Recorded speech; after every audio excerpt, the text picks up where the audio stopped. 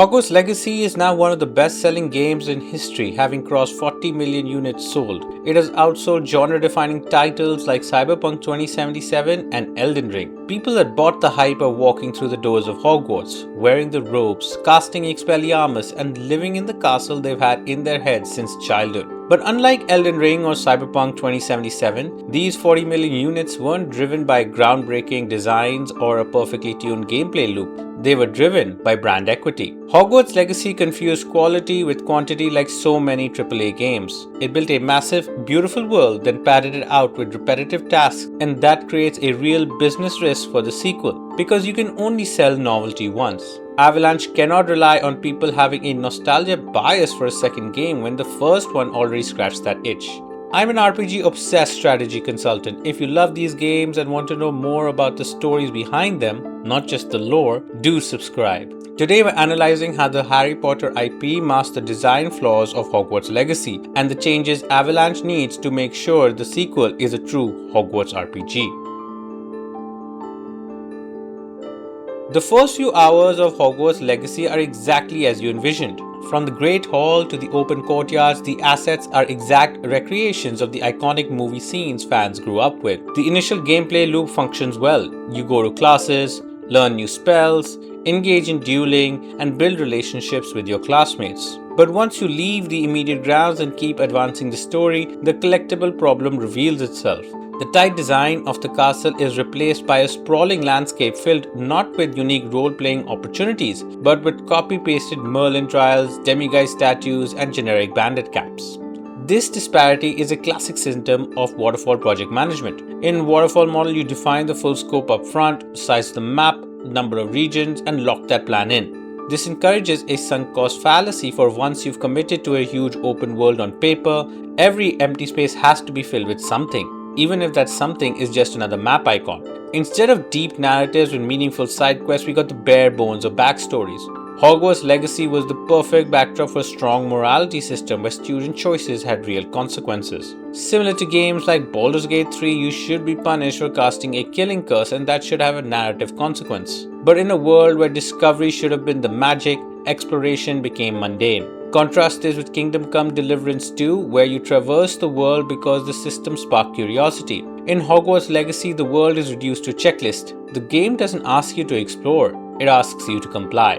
That strategy worked exactly once because the world itself was the novelty. For millions of fans, the Harry Potter IP was the reason they bought the game. But if Hogwarts Legacy 2 repeats this, it will lose in today's market where gamers demand innovation, not just scale.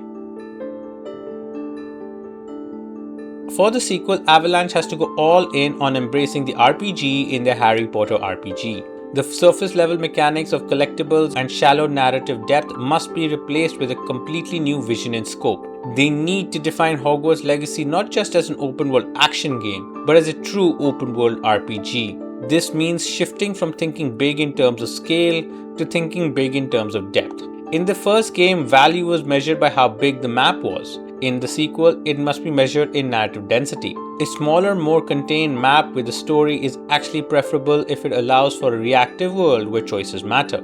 This concept of reactivity is what separates good RPGs from the great ones. Games like Red Dead Redemption 2, Baldur's Gate 3, and The Witcher 3 are some of the GOAT level RPGs that will stand the test of time. They build branching narratives where your decisions have lasting consequences. It also proved that when a world respects your decisions, it creates a brilliant replayability loop that allows multiple playthroughs. Currently, Hogwarts Legacy lacks this entirely. It flirts with the idea of morality, but the choices are surface level. The world doesn't change, companions and classmates still regard you the same way regardless of your actions. Once the scope is defined, the team needs to implement the features that service it. Branching storylines, complex decision trees, and a robust dialogue system. If I cast a dark spell in a side quest on Tuesday, the main quest NPC should treat me differently on Friday. The world needs to remember what the player has done. To execute this, they need to change how they build. Instead of laying out a massive world map horizontally, they should build vertically. They need to prove that they can create one perfect week at Hogwarts itself. Imagine a development sprint focused solely on a single student's routine. Attending classes, making a moral choice in a side quest, earning points for your house, and seeing those choices impact the main story 3 days later. If that loop isn't engaging without a map marker, then expanding the map beyond the castle is a waste. Prove the demo first before expanding. Hogwarts Legacy sold 40 million units, so the obvious question is why even change the formula?